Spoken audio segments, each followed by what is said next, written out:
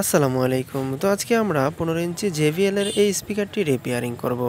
এই স্পিকারটি মোটামুটি অনেক দূর থেকেই আমাদের শপে আসছে। এই স্পিকারটির মধ্যে যেই কয়েল লাগানো ছিল, ওই কয়েলটি কাটার পরে বা নষ্ট হওয়ার পরে কয়েলটি জ্বলে পুড়ে ছারখার হয়ে গিয়েছে। এই হচ্ছে কয়েলের অবস্থা, আপনারা দেখতে পাচ্ছেন।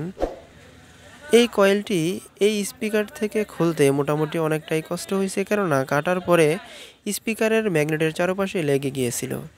এখন ওটাকে আমরা বাদ দিয়ে ভালো মানের এই স্টিল কয়েলটি লাগিয়ে দিব। আশা করি আগের চেয়ে বেটার পারফরমেন্স করবে। আর এটার উপরে ক্যাপ লাগিয়ে দিব হচ্ছে এটা। এই ক্যাপটি আমরা একদম অরিজিনালের মতো করেই লাগিয়ে দেওয়ার চেষ্টা করব।